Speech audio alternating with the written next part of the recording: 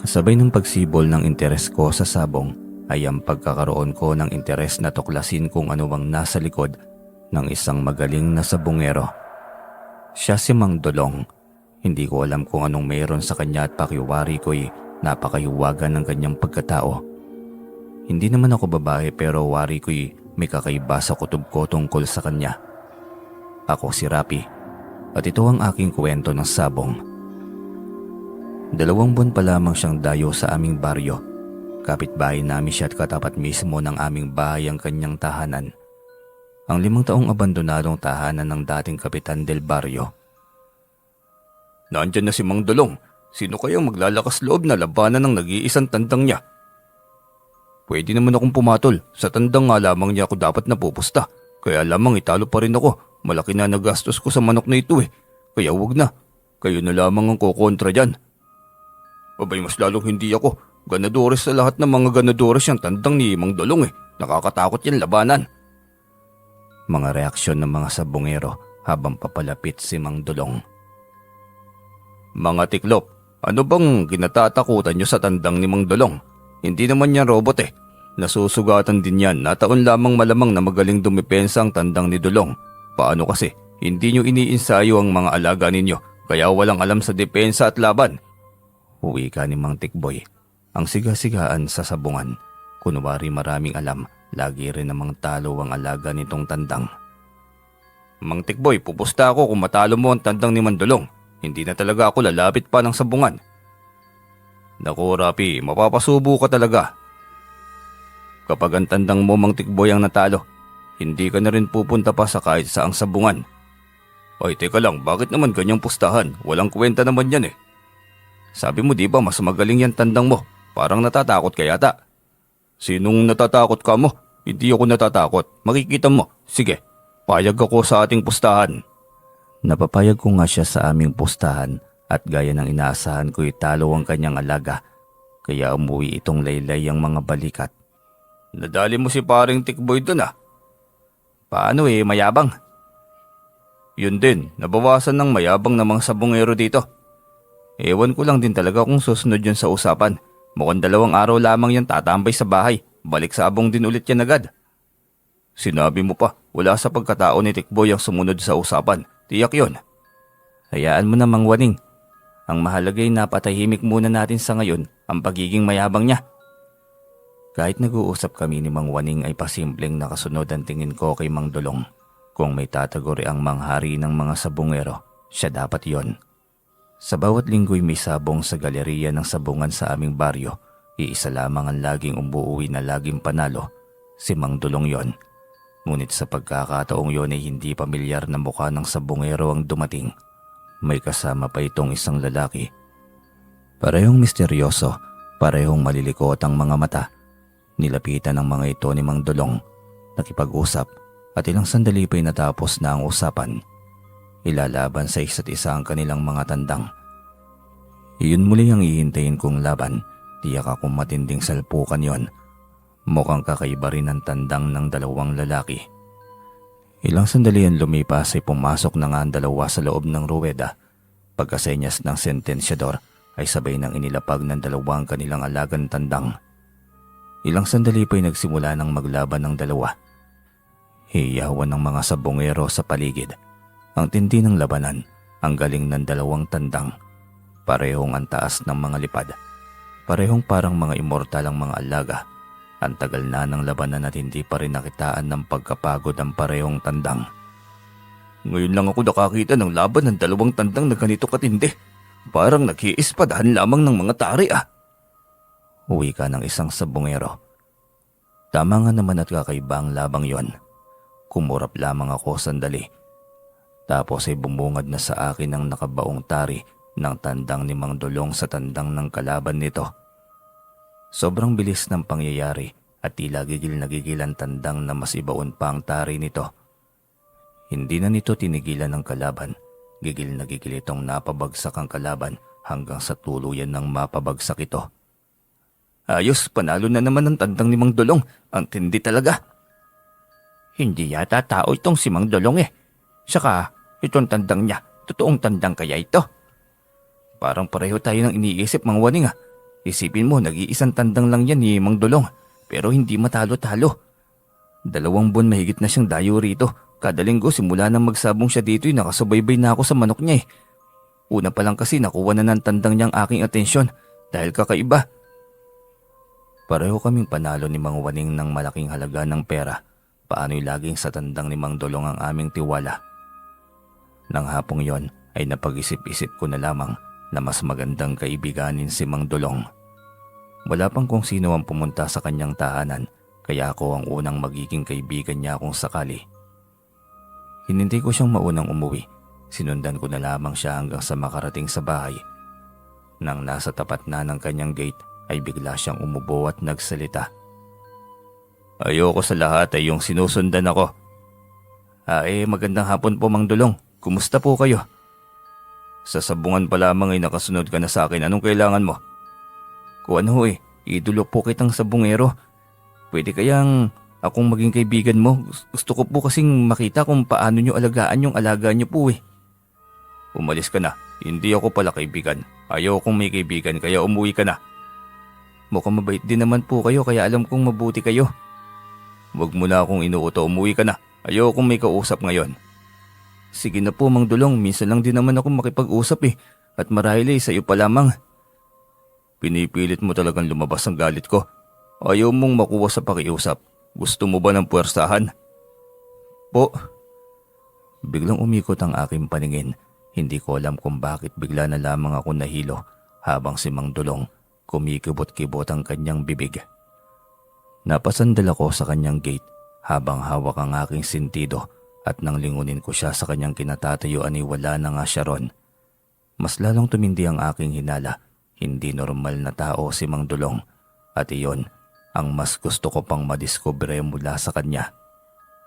Maingat kong binuksan ang gate. Pumasok pa rin ako kahit umiikot ang aking paningin. Doon bumungad ang napaka-weirdong lugar. Sa altar ay may bungo ng kalabaw at may 2 sungay. May mga kandilang nakahilera sa weirdong altar ng bahay ni Mang Dulong. Antigas talaga ng ulo mo, Rapi. Gusto mo bang mapahamak? Mang Dulong, ano pong ginawa niyo sa akin? Umiikot ang paningin ko, wala naman akong masamang intensyon eh. Walang masamang intensyon, pero may gusto kang madiskubre. Nagtaka lang din po ako, yung tandang mo lang naman ay hindi natatalo sa lahat ng tandang na nilalabanan sa loob ng ruweda ng sabungan. Hindi mo kailangang alamin. Umuwi ka na sa inyo. Ramdam ko na may iba sa pagkatao mo, pero alam kong hindi ka masama. Manghuhula ka ba?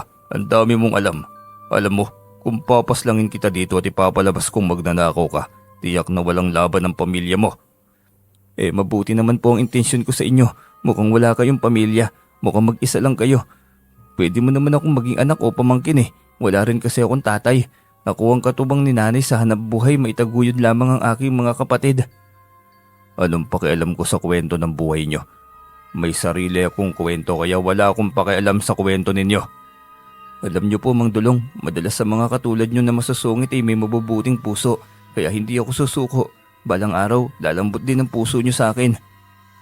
Umalis ka na sabi. Ayoko po, gusto ko pong maging malapit sa inyo. Huwag nyo naman po akong ipagtabuyan, Mang Dulong. Mas lalong tumindi ang galit niya sa akin dahil sa pagmamatigas ko. Nagalit siya at nagibangan niya nang hindi ko inaasahan. Ang pangit ng kanyang buka, sobrang nakakatakot, naglalaway, labas ang mga pangil. Nanlilisik ang nagbabagang mga mata. Naging makapal ang mga balahibo sa katawan. Isa siyang aswang at pilit akong tinatakot.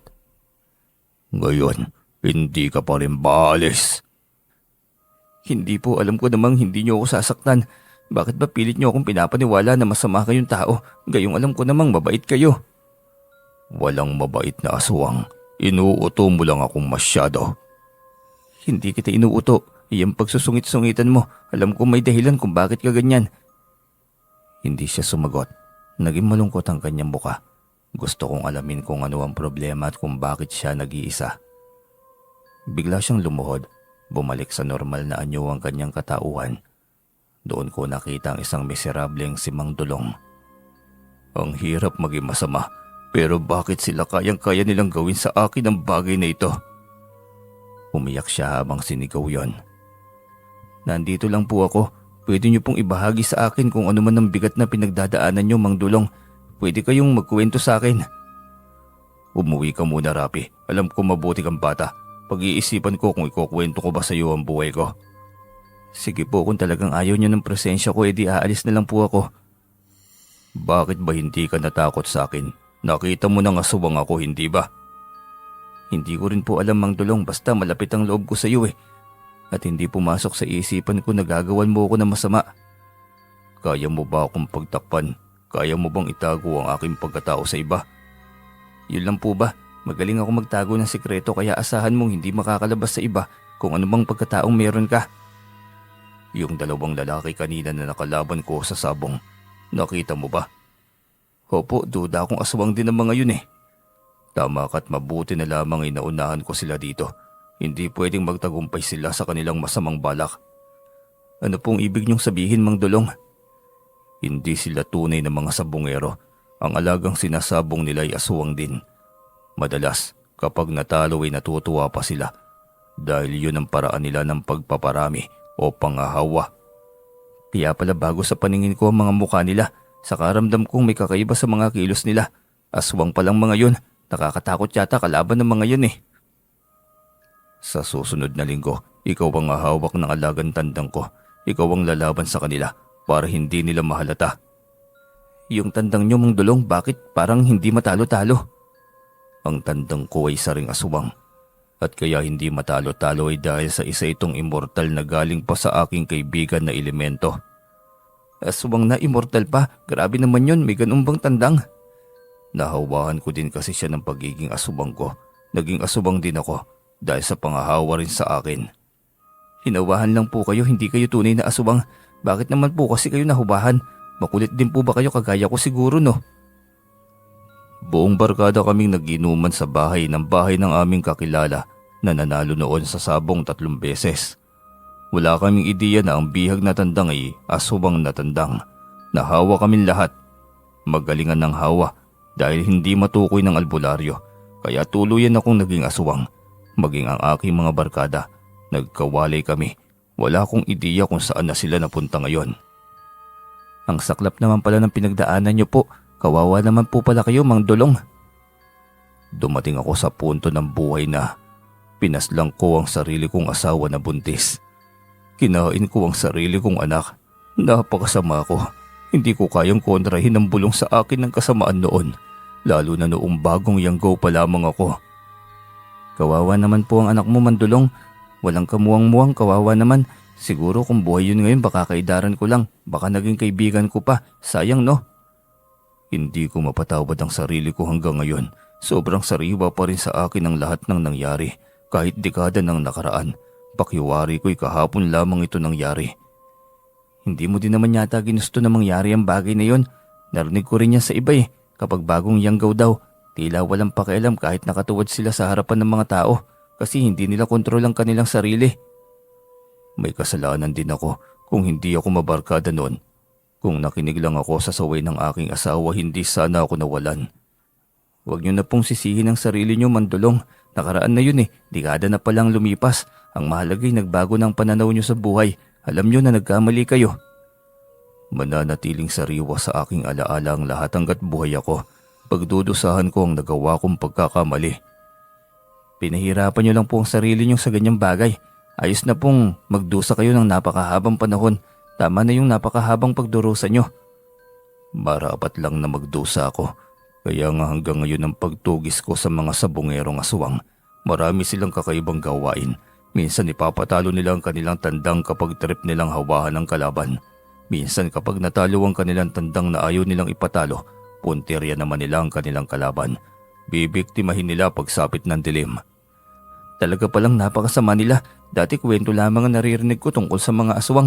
Ngayon ay talagang napatunayan ko na tunay ang ganitong katauhan. At madalas mga masasama. Kaya hindi rin ako titigil sa pagtugis sa kanila. Ang dami na ng napas lang kong kasamahan nila. Kaso'y marami rin sila. Kaya ang hirap nilang ubusin. Pero naniniwala akong kapag mahuhulit mapapas lang ang pinakapinuno ay tiyak na mawawala rin ang mga yan. Tama ka, Rapi. Iyan ang hanap ko noon pa man. Ang pinakapinuno ng mga asubang na sabongero. Tutulungan kitang mahanap ang nilalang na yun, Mang Dulong. Bigla siyang natigilan, hindi makapaniwala sa intensyon na mayroon ako sa kanya. Pinanliitan pa ako nito ng mga mata na tila ba sinusuri. Ngayon lang kita nakilala, tingin mo ba magtitiwala na agad ako sa'yo? Hindi pa ba? Mang Dulong naman eh. Lumalalim na ang gabi, kanina pa tayo nag-uusap. Wala ka pa rin palang tiwala sa akin. Umalis ka na, gabi na. Tiyak na hinahanap ka na ng iyong ina. Sige po, pero bukas maaga po ulit ako dito ah. Hindi siya sumagot, kaya nagpaalam na ako ng maayos. Kailangan kong makuha ang loob niya dahil gusto kong maging malapit sa kanya. Kapag makukuha ko ang loob niya, ipakiramdam ko, mayroon na akong ama muli. Kinabukasan ni maaga pa lamang ay pumasok na ako sa bahay niya nang walang pasabi. Anong ginagawa mo dito? Ano ka ba? Sinabi ko bang pumasok ka nang walang paalam? Mang Dulong naman eh, hindi naman ako magnanakaw ng mga gamit mo. Sabi ko naman sa iyo, di ba? Sabay tayong magkape.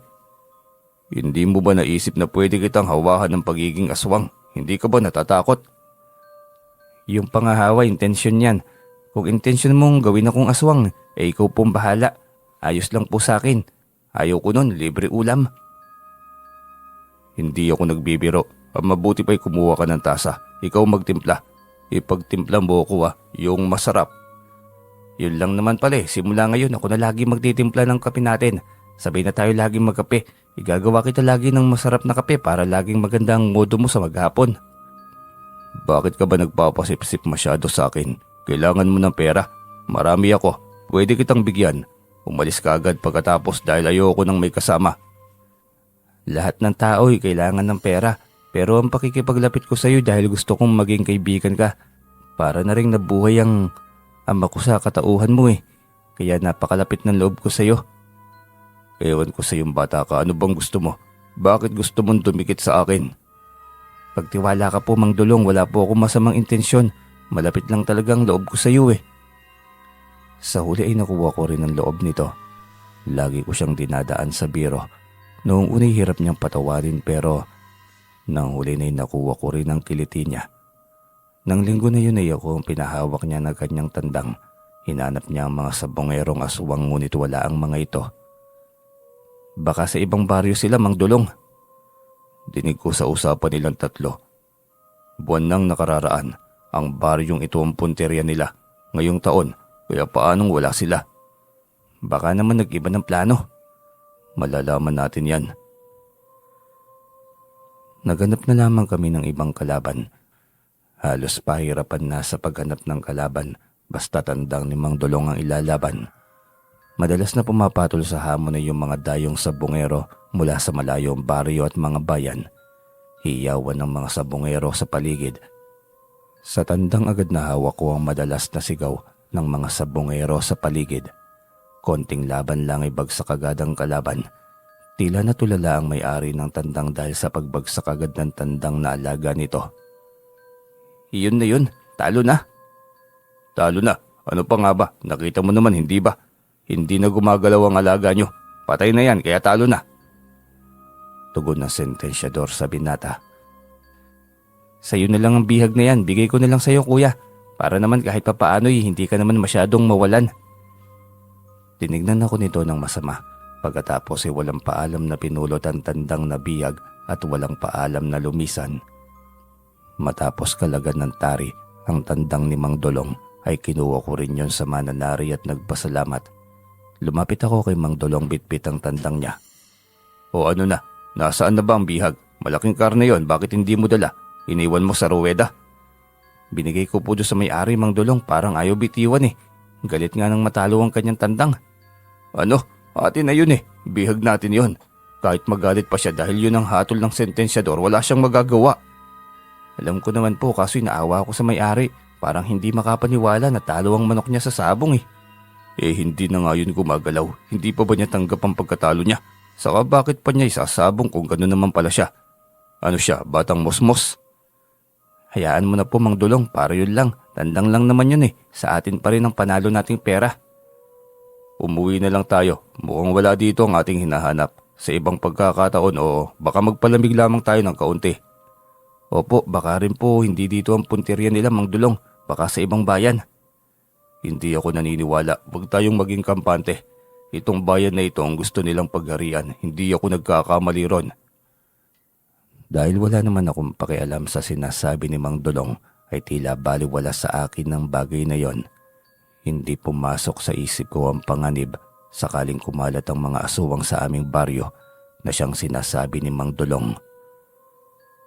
Pagdating sa bahay ay tuwang-tuwa si nanay, ang aking inay, nang iabot ko ang malaking halaga ng pera. Ang laki naman ng halagang ito, anak. Panalo mo lang ba ito sa sabong? Opo, panalo ko po sa sabong. Ipunin niyo po, nay. Pwede kayong bumili ng hayop na alagaan. Pwede ko naman kayong tulungan kapag tapos na ako sa aking trabaho sa ating munting palayan eh. Mag-aalaga na lang ako ng biik, anak, sa kakambing para naman kapag lumago itong pera na pinagkatiwala mo sa akin, para makita mo rin ang bagay na pinaghirapan mo'y unti-unting lumalago. Ikaw pong bahala, nay, para naman sa inyo ng mga kapatid ko yan eh. Hindi para sa akin yan. Gusto ko magkaroon ng magandang bukas sa mga kapatid ko, makapagtapos sila ng isang propesyon, nang sa gayon ay mataas ang tingin sa kanila ng mga tao. Salamat, Rapi, yan. Napaka-responsable mong kuya, pero anak, baka tuluyan ka ng maging sugarol. Si nanay, hindi naman po ito araw-araw eh. Tuwing linggo lang po, pampatanggal lang po ng pagod to. Yung palayan pa rin po ang pinagtutuunan ko ng pansin.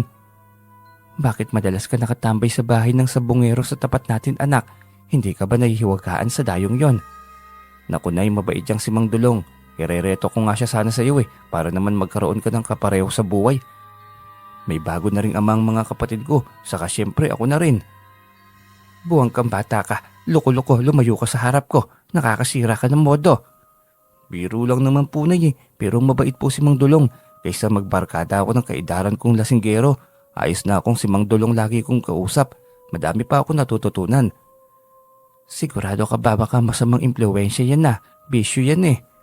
Hindi, nay, mabait po si Mang Dulong, pangako po.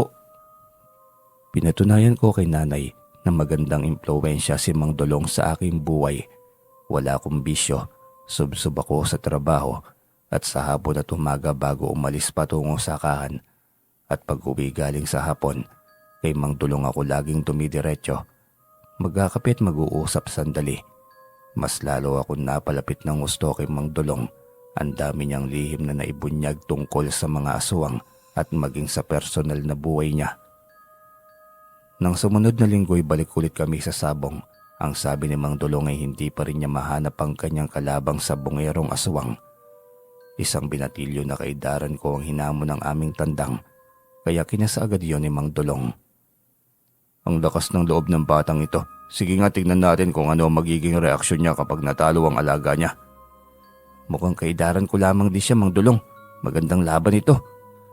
Hinintay kong tawagin kami sa Rueda. Interesado rin ako sa pagtatapat namin ng binatilyo. Matapos ang naunang laban ay sa wakas, tinawag na kaming dalawa sa Rueda. Sabay kaming pumasok sa loob. Ngumiti ako sa kanya habang siya'y mapang-uyam ang tingin sa akin. Hinayaan ko na lamang yon. Pati mali siya na lamang ako.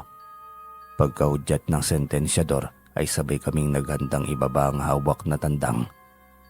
Halos sabay din kaming ibinaba ang hawak na alaga. Nang magumpisa ang sigawan ng mga sabongero sa paligid ay bigla ring tumaas ang aking pagkasabik na makitang bumulagta ang tandang ng kalaban. Lalo pat payabang ng payabang ang muka ng binatilyo na aking kaharap. Napansin kong magaling din ang tandang niya. Halos magkasing galing lamang ang tandang naming hawak. Kinabahan akong tumingin kay Mang Dulong. Parang nakahanap na ng katapatang alagang tandang nito. Nanliit ang mga mata nitong nakaikot ang paningin sa paligid. Wari ba'y may hinahanap na kung sinong mahalagang tao. Iniyukupan ito ng gusto ang sombrero upang takpan ang mga mata nito. Tila nakatuon na ang atensyon ko sa reaksyon ni Mang Dulong. Nakalimutan ko ang tandang na pinagsasabong ko sa aking harapan. Natuon na lamang ang atensyon ko sa loob ng Rueda nang marinig ko ang palatak ng binatilyo na tila ba dismayado sa laban. Doon ko lang napagtanto na bumulagta na pala ang tandang niya. Doon ko lamang din napansin ang kakaibang kulay ng dugo nito. Kulay itim, malayong malayo sa kulay ng dugo ng isang ordinaryong manok. Nang sentensya sentensyador ay agad kong sinabi sa binatilyo na dalhin na ang kanyang tandang. Ibibigay ko yun sa kanya kahit bihag ko na ito. Ngunit matalim ang titig niya sa akin. Sinabihan akong kainin ko yun at ng buo kong pamilya. Tinalikuran na ako agad nito. Hinayaan ko na lamang at hindi na nagpumilit pa. Dinala ko kay Mang Dulong ang bihag na tandang at ipinakita ang pagkakaiba nito sa ordinaryong tandang. Talagang ibang tandang yan dahil aswang din ang tandang na yan. Kung ganun, aswang ang binatilyong yon? Oo, at ginagamit ang binatilyong yon ng mga aswang. Sinusubukan kong hanapin kanina. Hindi naman sila narito. Alam ko ang mga kilos ng mga aswang, kaya makikilala ko sila sa kilos lamang. At alam kong wala sila rito kanina, kaya tiyak na nakakahalata silang narito ako. Anong gagawin natin? Aalis na lang po ba tayo? Umikot muli ang kanyang mga mata sa buong paligid. Tiniyak na hindi maririnig ng masamang hininga ang aming usapan. Ganito, mukhang nagpaparamdam sila sa ibang pamamaraan. Kaya sa tuwing magsasabong tayo dito'y dapat mauna ka. Huli na akong darating at huwag kang lumapit sa akin. Nakadistansya dapat tayo palagi. Opo, nakuha ko po ang gusto niyong mangyari. Pero itong tandang nito, anong gagawin natin dito? Dalhin natin at ilibing. Delikado ito kapag may makakain. Kakalat ang kanilang angkan. Marami ang magiging yanggaw at kakaibang yanggaw nila. Mahirap gamutin. Kung noon ay hindi ako napagaling ng mga sinaunang albularyo, ngayon pa kaya? Nakakatakot po, umalis na po tayo, Mang Dulong. Nang mailiming na po natin ito. Sandali, bibili muna tayo ng malamig na soda. Nauuhaw ako. Ilapag mo muna sa gilid yung bihag mo. Baka mapansin ng marami ang kakaibang lansa ng dugo na yan. Mas malansa pa sa tao eh. Kaya nga po, dito na lang siguro. Hindi naman to siguro mawawala rito eh. Nagmadali agad kaming pumunta sa tindahan upang bumili ng merienda. Doon na namin ininom at pagkatapos maibalik ang bote ay nagpasya na kaming umuwi. Dinaanan muli namin ang tandang na bihag na tinago ko sa madamong bahagi sa gilid ng sabungan. Ngunit laking gulat ko nang wala na roon ang aming bihag. Hala, Mang Dulong, wala na dito yung bihag. Nawala po. Paano po yan? Ano? Ang bilis namang nawala. Tinakpan mo yun eh. Paano pa natin makikita kung sino? Ang lilikot naman ng kamay ng kung sino mang gumawa ng bagay na yon. Kaya nga po, hindi kaya nakita ng aso. Sana naman aso lang. Para walang taong mapapahamak. Kung hindi ay tiyak na may mga tao na namang magiging yanggaw. Ayos lang sana kung isa lang siya eh. Sa laki ng karning yun, baka 12 ang maging bilang ng pwedeng makakain ng karne. Tama ka, sa laki ba naman ng karning yon? Saka, hindi aso tiyak ako. E di sana dito palang nagkalat ng balahibo ng tandang. Wala kahit isa o, malinis ang pagnanakaw, kaya tiyak na karma ang aabutin ng taong yon. May hinahanap po kayo, kanina pa para kayong may hinuhukay dyan. Biglang tanong ng Ale. Doon agad natuon ang atensyon namin. Opo ate, may nakita ka bang ibang tao na pumulot ng aming bihag dito? Itinago namin saglit dito dahil nagmerienda lang po kami sa tindahan. Pagbalik namin wala na eh. Ay oo, yung lalaki nakamotor. Tumayo siya dito kanina tapos umihi. Minamataan yata siya dyan. Hinalukay niya dyan tapos nakita ang walang buhay na tandang. Ayun, dinala paalis. Nalintikan na. Ang taong yun, napakamalas niyang tao. Basta talagang magnanakaw, mamalasin talaga. Paano yun? Hindi natin alam kung saan siya susundan. Paano yan? Mukhang may interes siyang katayin ng tandang na yun. Yari, baka pati mga anak niya pakainin ng nakaw na bihag. Kawawa naman kung pati ang bata mayanggaw din ng aswang. Kaya nga, mukhang wala tayong magagawa nito. Kasalanan niyo kung mahawa siya. At ang pamilya niya, makati ang kamay niya. Buti nga kasi kung siya lamang Mang Dulong, paano kung buong angkan niya? Kawawa ang mga inosenteng bata. Ganun talaga. Ang masamang gawa magbubunga ng masamang ani. Sa kanya na yun kung paano kargahin ng kanyang konsensya. Nagsisituloy ako kung bakit pa namin iniwan doon ang bihag. Sana'y binitbit ko na lamang para wala nang mapahamak. Pero kasi ang lansa rin ng dugo na lumalabas sa katawan ng tandang. Yun palang dapat ay napansin na ng lalaking kumuha. Hindi na ako mapalagay hanggang sa dumating kami sa bahay. Ang bihag na tandang na asubangan na sa aking isipan. Ngunit pilit ko yung winawaksi.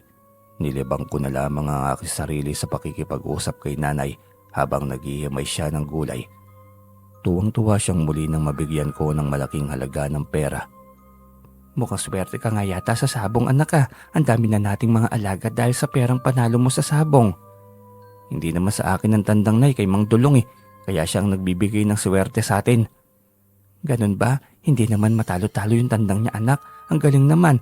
Sabi mo di ba nag-iisa lang yon? Opo nay, nag-iisa lang po pero talagang napakatapang. Napakagaling lumaban kaya hindi matalo-talo. Baka kasi engkanto ang nilalang na yan anak kaya hindi natatalo.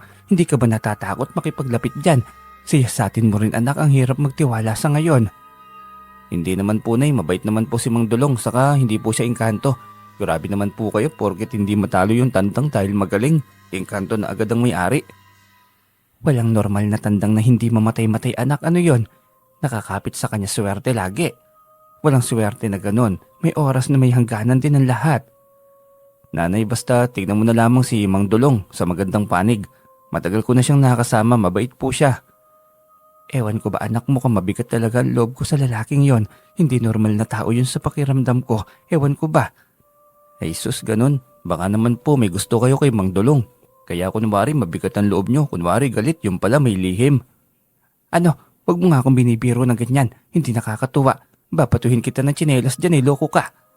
Bakit nagro-rosas yung mukha mo? Ay sus, totoo nga yatang inlove si Aling Nina. Inlove ang nanay ko sa bagong kapitbahay niya. Baka gusto mong magkulay-lilay ang hita mo. Hindi ako nagbibiro. Seryoso na ako, Rapson.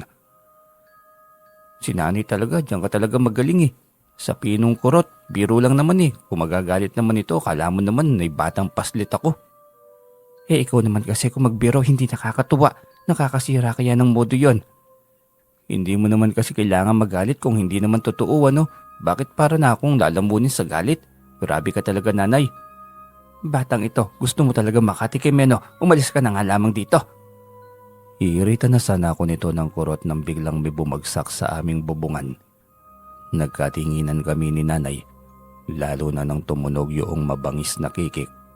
Hindi pa doon nagtapos, isa na namang pagbagsak ng isang nilalang. Ibig sabihin ay hindi ito nag-iisa. Anak, mga aswang yan ah. Bakit may aswang na sumugod sa bahay natin? Baka ang kanya ni Mang Dulong. Oo nga po nay, mukhang marami. Pero hindi yan ang kanya ni Mang Dulong, ano ka ba? Ang mga kapatid ko, tulog na ba silang lahat?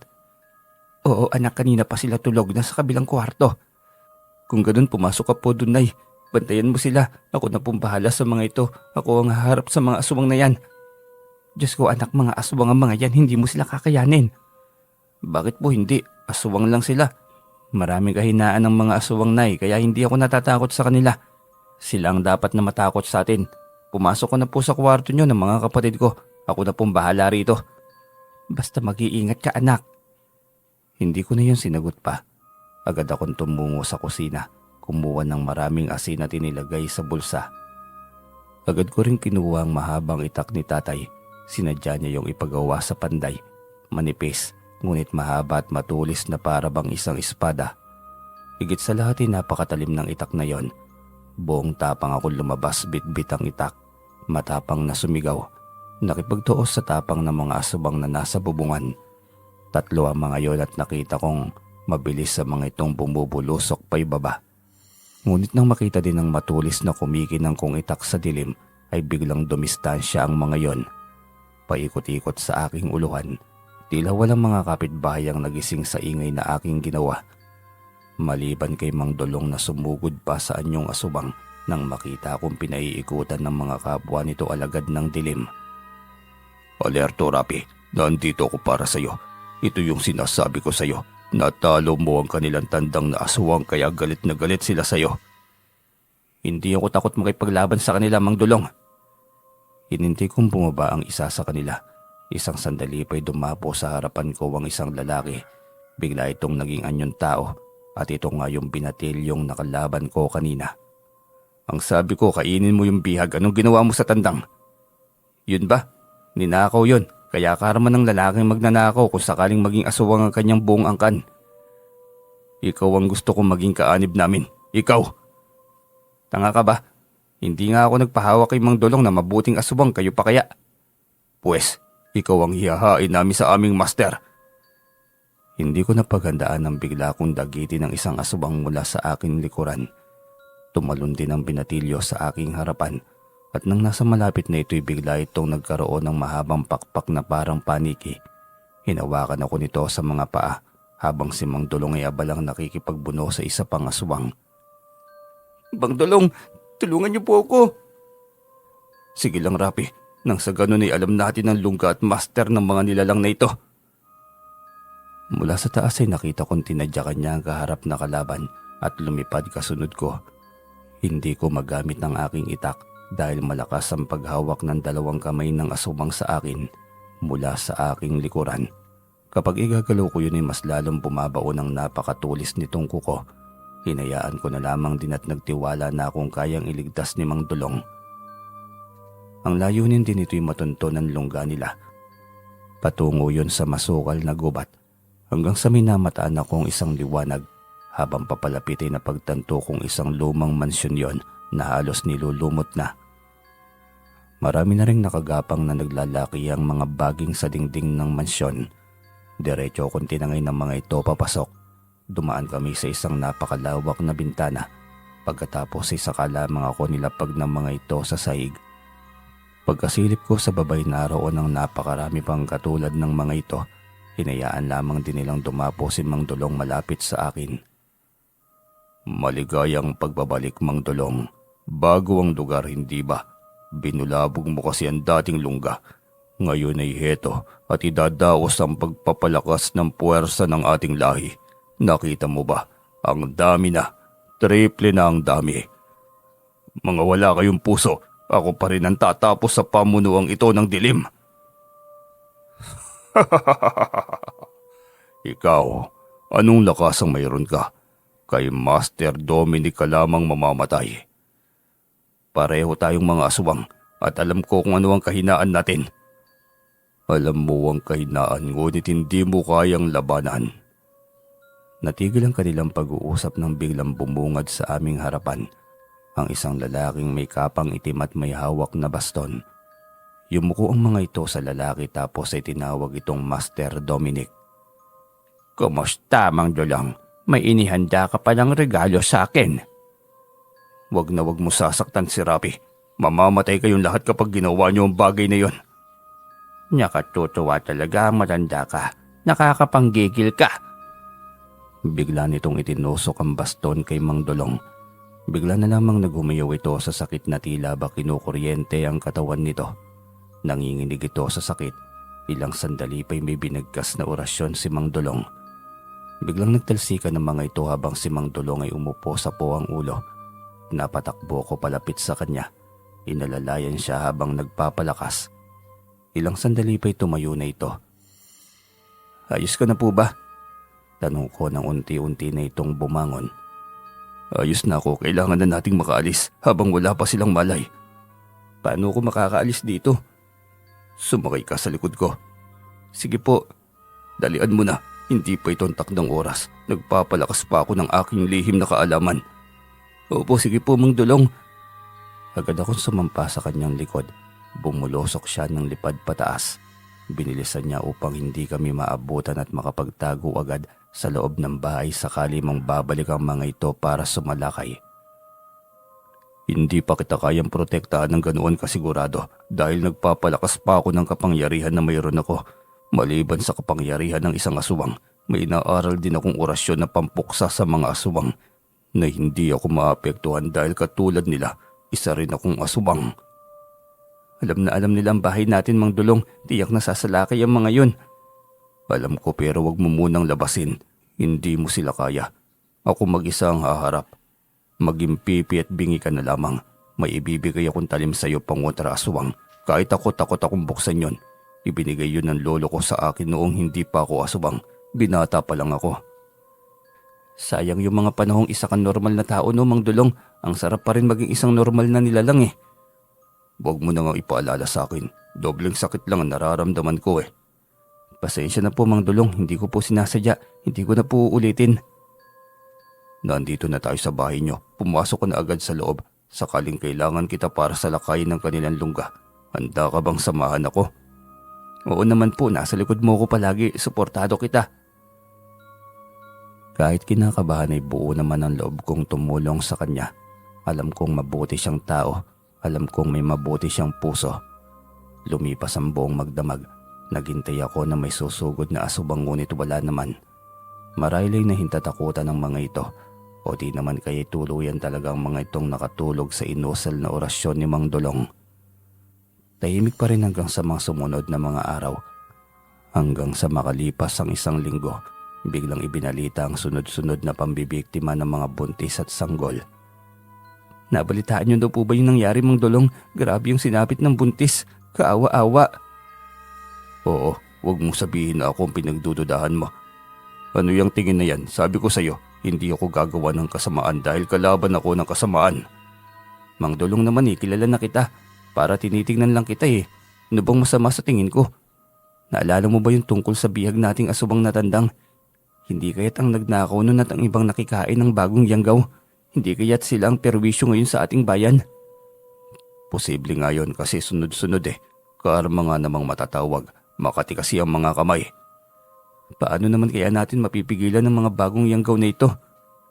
Paslangin, yun lang naman ang tanging paraan. Kawawa naman po, biktima lang din po sila ng sumpa Kasalanan ng lalaki yon. Kung hindi niya ninakaw ang tandang, walang naging apektado, hindi sila naging yanggaw. Paano na yan, Mang Dulong? Maraming yanggaw na naman. Magiging sakop na naman sila ni Master Dominic na yun Kung nakinig lang sana ako noon sa lolo kong albularyo, di sana'y magaling na albularyo na rin ako ngayon. Kayang-kaya ko sanang kontrahin ang kapangyarihan ni Master Dominic. Sa ngayon, inaaral ko pa lamang ngayon ang libreta ni Lolo Iping. 3 libro din yon. Mang Dulong, subukan ko din kayang aralin ang libreta ni Lolo Iping mo. Baka sakaling kaya ko rin. Sigurado ka, ang pag-aaral ng ganitong bagay ay napakahirap. Minsan nakakabaliw. Gusto kong pag-isipan mong mabuti ang desisyong gagawin mo. Gusto ko pong matutunan ng bagay na ito, Mang Dulong. Interesado po ako.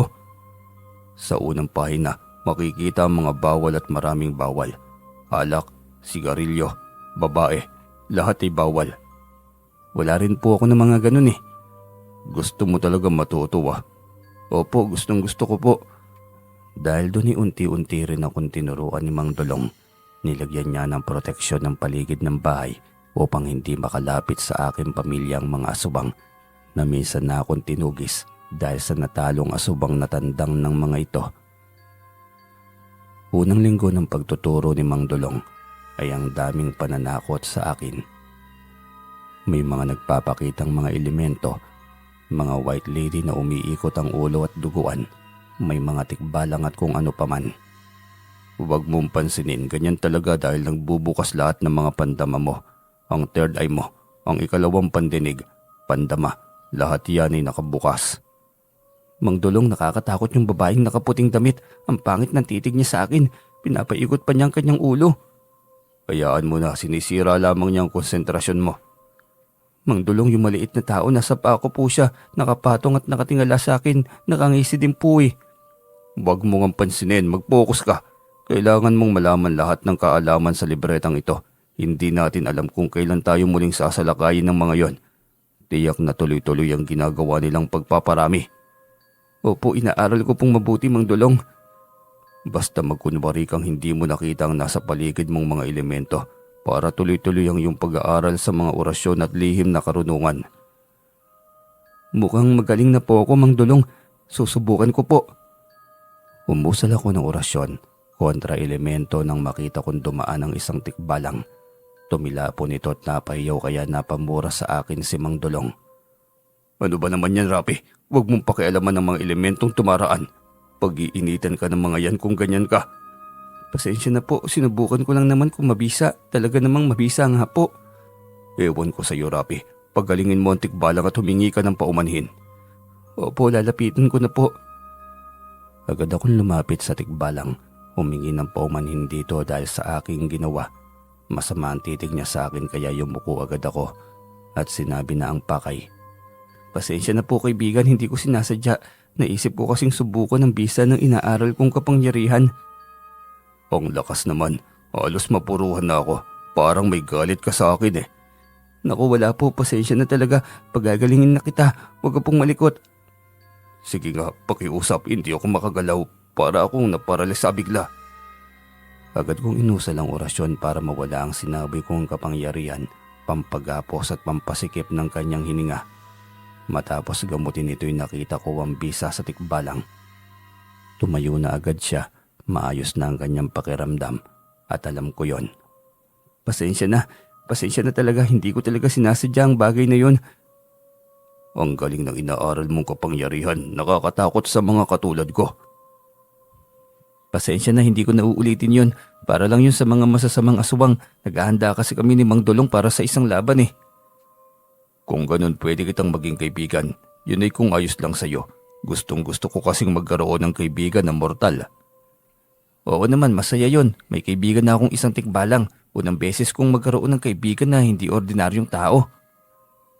Ako rin, may kaibigan na akong isang tao. Ako nga pala si Paco. Napakasaya kong magkaroon ng isang kaibigang kagaya mo. Ako si Rapi. Masaya rin akong makilala ka, Paco. Dati imahinasyon lang kita eh. Kasi laging kwento ang mga nilalang na kagaya mo. Ngayon ay talagang nasaksihan ko ng tunay na kaanyuan ng isang kagaya mo. Nakasalamuha at higit sa lahat, naging kaibigan pa. Lalo naman ako. Matagal ka na bang nag-aaral tungkol sa lihim na karunungan at orasyon? Mukhang napakagaling mo na. Mag-iisang buwan pa lang, kaya hindi pa ganoong kagaling. Kaya nang inaasahan mo, marami pa akong hindi alam. Anong hindi gaano? Halos mapuruhan mo na nga ako eh. Ang bilis mong matuto. Isang buwan ka lamang ay magaling ka na agad. Tiyak akong balang araw ay magiging magaling kang albularyo. Tutulungan kita kapag may misyon ka kung ganon. Ako ang magiging kabay mo ko sakali. Hindi pa pumasok sa utak ko ang pagiging albularyo. Mga orasyon lamang ang hangad kong matutunan sa ngayon. Pero tingnan natin sa paglipas ng panahon. Pero duda ako, talaga bang magaling po ako?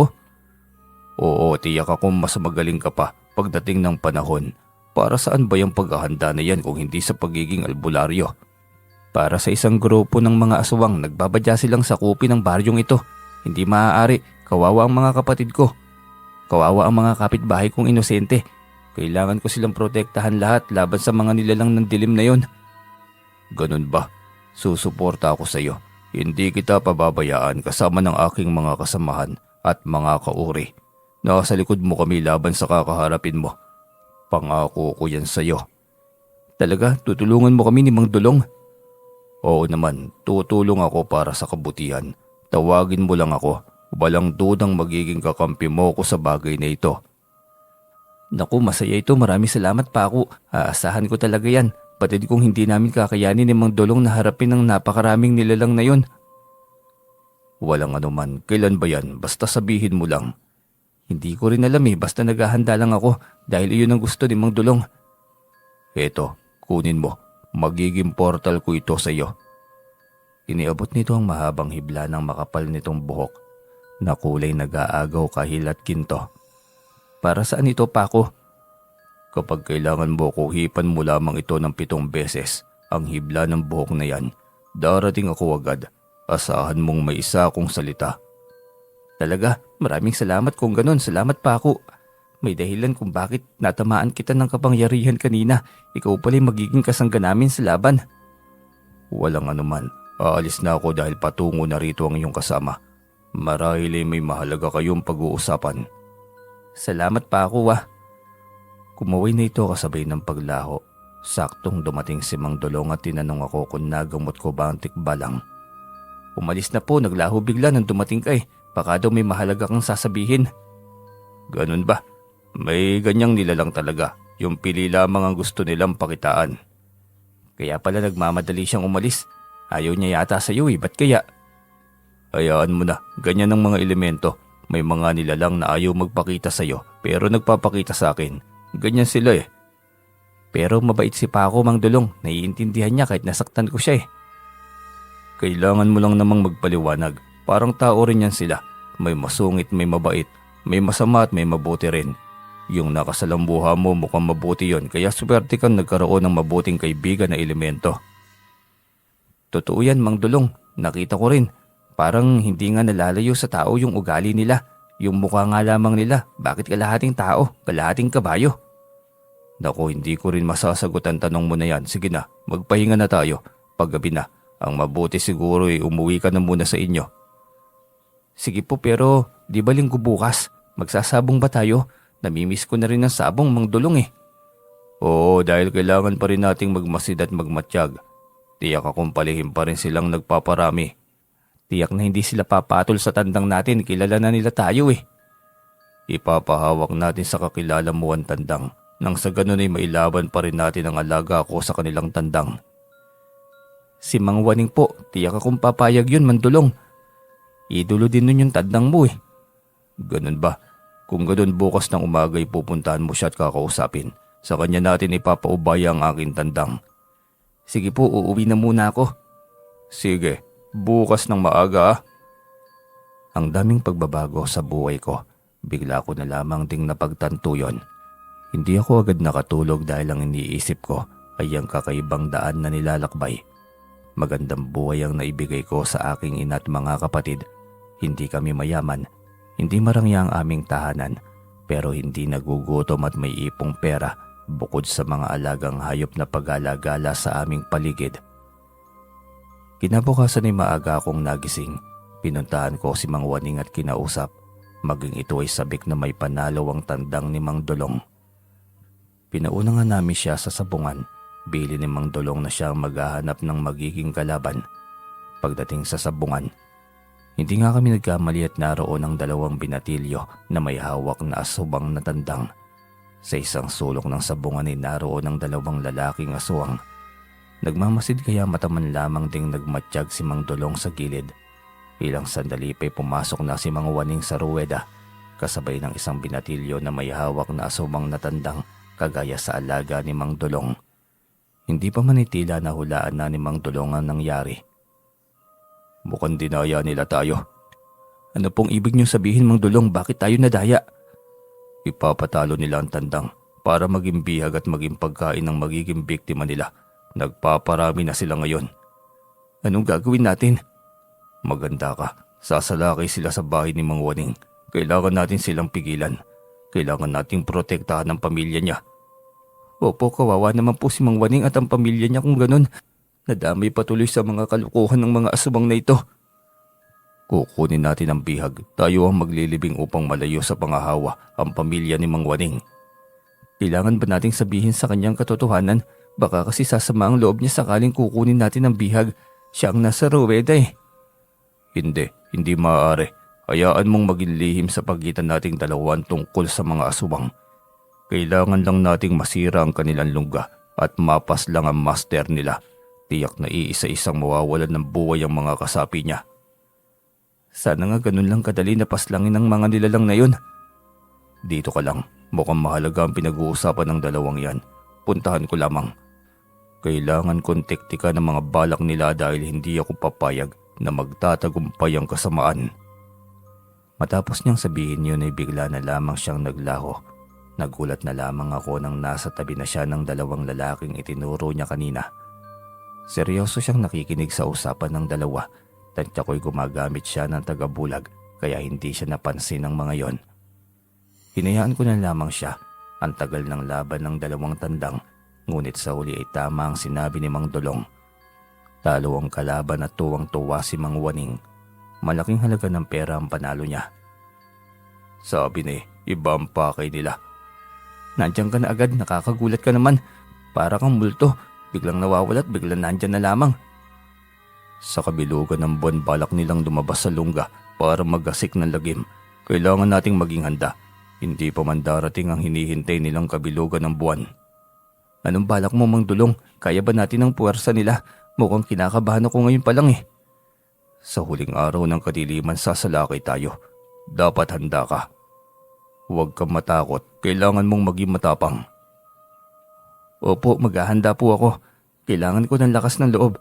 Nakahanda din palang tumulong si Paco sa atin anumang oras. Pwede natin siyang tawagin. Sinong Paco? Yun pong kaibigan kong tikbalang. Nangako siya sa akin na tumulong sa oras ng ating laban eh. Ganun ba? Mabuti kung ganun. Salubungin mo si Mang Waning. Kunin mo ang bihag at ang aking alaga. Opo, dito na muna po kayo. Huwag po kayong aalis dito ah. Sige na. Agad akong sumunod. Tila dismayado pa si Mang Waning dahil kinuha ko ang bihag. Akala marahil nito na sa kanya na ang bihag. Kung hindi lamang yun aswang ay ibibigay talaga namin sa kanya. Nang gabing yun ay nakahanda kami ni Mang Dulong mula sa malayuan. Sa tapat ng bahay ni Mang Waning, hindi nga kami nagkamali. Sumalakay ang mga asubang kaya mabilis itong sinalubong ni Mang Dulong. Patakbo kong lumapit sa bakuran upang tulungan si Mang Dulong sa laban na kaharapin nito. Ngunit sa kapangyarihan na inaral ni Mang Dulong, isang usal lamang niya ng orasyon, talsikan lahat ng mga nilalang. Tila hindi naman kailangan lumaban dahil hindi na nga ang mga ito bumalik pa. Mukhang wala na nga po sila, Mang Dulong. Natakot po yata sa kapangyarihan mo eh. Umuwi na tayo. Hindi na babalik ang mga yon. Kailangan nating maganda. 3 araw mula ngayon babalik tayo sa kanilang lungga. Ginawa nga namin ang bagay na yon. Makalipas ang 3 araw, hinanda namin ang aming sarili sa malaking laban na yon. Tinawag ko si Paco. Siya ang maghahatid sa akin sa nasabing lugar. Sakay ka sa likod ko. Susunod tayo kay Mang Dulong. Salamat Paco, ang bilis mo. Isang tawag lang nandyan ka na agad. Tunay ngang maaasahan kang kaibigan. Siyempre, ikaw pa ba? Kaibigan kita eh. Nangako ako sa iyo kaya dapat lamang natuparin ko. Sumenya sa akin si Mang Dulong na sumunod kaya sinabi ko kay Paco na maganda. Pagkalipad ni Mang Dulong ay sumunod na rin agad si Paco. Sumunod lang tayo kay Mang Dulong, Paco ah. Huwag mo siyang iwaglit sa iyong paningin. Walang problema, madali lamang yan. Sobrang bilis naming narating ang lugar at sa mga sandaling yon, hindi inasahan ng maraming asubang na may kaharapin sila na malaking laban. Tinawag ni Paco ang kanyang mga kasama gamit ang munting trompeta nito. Nagtaka ang mga asubang kung saan galing ang tunog. Ilang sandali pa'y nagsiksikan na sa buong paligid ng mga tikbalang na mga kasamahan ni Paco. Mas maraming higit kaysa sa mga asubang na nasa loob ng lumang mansyon. Hinanap namin mismo si Master Dominic. Siya ang aming hinarap upang kalabanin ng mga aswang na yon. Hayop kayo! Nagtawag pa talaga kayo ng maraming tikbalang. Kaibigan ko ang may gusto niyan. Kinakabahan ka na ba, Master Dominic? Ngayon ang sinasabi kong katapusan ng inyong paghahari. May hangganan lahat ng kasamaan nyo. Alam nyo yan. Hindi pa ako nagtatagumpay sa aking misyon. Hindi ako makapapayag na kayo lamang ang sisira sa aking magandang pangarap. Walang maganda sa pangarap mong paghahari-harian sa bayang ito. Kaya bago mo pa yung magawa, ako, si Rapi at ang buong puwersa ng mga tikbalang na ito ang tatapos sa inyo. Nagsimula nang sumalakay ang napakaraming tikbalang. Hindi mapagkakailang may taglay na kapangyarihan din ng mga elemento. Kaya nilang pausukin hanggang sa mapukusa ang mga aswang. Halos wala na akong ginawa kundi ang manood na lamang ng kanilang laban. Hanggang sa maalala ko ang balaraw na tanso na bigay ni Mang Dulong, tiyak akong ito lamang ang bagay na makakapaslang kay Master Dominic. Si Mang Dulong ang nakipaglaban dito. Lumapit ako at naghintay ng pagkakataon. Kailangan kong maitarak yon sa kanyang puso. Yun ang magiging bukas ng kanyang buhay at ang pagiging masama nito. Hindi niyo ako mapapatigil sa aking gustong mangyari. Akin ang mundong ito, mula sa bayang ito hanggang sa lumakas at kumalat na sa buong mundo. Mali ka. Kapag may plano, may paraan. Tama. At kapag may kasamaan, lalabanan ng kabutihan. Hindi pwedeng manaig ang kasakiman. Hindi aayon ng tadhana sa iyo. Hangal. Iyang kapangyarihan na inaaral mo. Siyente mo lang yan sa kapangyarihang taglay ko. Daig sa pagiging matalino ang lakas ng kapangyarihan ng iyong taglay. Kaya huwag ka maging kampante. Ikaw kanina ka pa nagbibidya-bidyahan. Uunahin na lang kaya kita. Hindi ko napagandaan nang tapunan niya ako ng kanyang kapangyarihan. Diretso ako nawalan ng malay sa lakas ng tama niyon. Maagap namang lumapit sa akin si Paco upang sagapin ako. Gamit ang kanyang kapangyarihan, ilang sandali pa'y unti-unting bumalik ang aking kamalayan. Nakita kong puspusan ang laban ni Mang Dulong at ni Master Dominic. Nakalutang sila sa ere. Mag-iingat ka. Malakas ang kapangyarihan ng Dominic na yan. Baka matuluyan ka. Salamat Paco. Muntik na pala ako. Mataman lamang ako naghihintay ng pagkakataon. Sobrang lakas nga ni Master Dominic at tila ba hindi napapagod. Ilang beses na bumagsak si Mang Dulong, ngunit maagap din itong bumangon. Hanggang sa makakuha din ng pagkakataon si Mang Dulong. Napabagsak niya ang kalaban. Nakadapa ito sa lupa. Sa pagkakataong yun itinakbo ko ang kinaroroonan nito at mabilis na itinarak ang tansong balaraw sa likod ni Master Dominic. Napasigaw ito sa sakit. Naguhumiyaw lalo na nang magsimula yung umusok. Unti-unting nasusunog ang katawan nito. Nagsimulang magbagsakan ng mga asubang na nagliliparan sa itaas. Umusok at naglaho bigla at nang maglaho ang katawan ni Master Dominic ay naglaho rin. Lahat ng mga nilalang sa loob ng mansyong yon. Tapos na ang laban. Wala nang kasamaan. Muling pinatunog ni Paco ang kanyang trompeta. Pagkatapos ay bigla ring naglaho ang mga kauri nito. Lumapit agad siya sa akin at ngumiti. Ang galing naman ng yung trompeta, sandali. Kung hindi ako nagkakamali, isa kang prinsipe ng inyong kaharian. Oo, ang galing mong manghula. Saka hindi pwedeng pag-alagala at maglakbay ang mga ordinaryong kagaya ko. Kami lang ang may pribilehiyong maglakbay at makarating sa ibang dimensyon ng daigdig. Kaming mga may dugong royal. Sabi na ang swerte ko, may kaibigan akong prinsipe. Salamat pa ako Ang laki nang naitulong mo sa akin, sa amin ni Mang Dolong, sa buong katauhan. Walang anuman, basta para sa kabutihan. Sabi ko naman sa iyo, hindi ba? Handa akong tumulong sa ngalan ng kabutihan. Oo nga, nasabi mo yan. Basta lagi tayong magkikita Mamamasyal tayo palagi. Nakasalalay pa rin sa iyo yan. Nasa iyo ang aking portal patungo sa inyong mundo. Oo nga pala, sige, paalam na pa ako. Pagkakaway ko'y bigla na lamang itong naglaho. Saktong papalapit sa akin si Mang Dolong. Salamat sa iyo, Rapi. Walang anuman po, Mang Dolong. Basta simula ngayon, sanggandikit tayo Huwag ka nang masungit. Oo naman, matapos mo akong tulungan, pagdududahan ko pa bang kabutihan mo?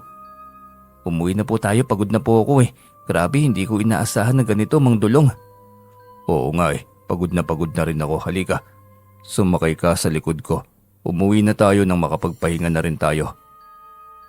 Yun ang naging dahilan ng pagiging mas malapit pa namin ni Mang Dolong. May mga taong minsan lamang nating makasalambuha. Ngunit sila pala ang ating kasangga sa ibang bagay.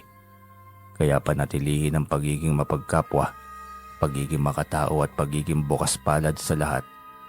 Hanggang dito na lamang po ang kwento. Maraming salamat sa inyo.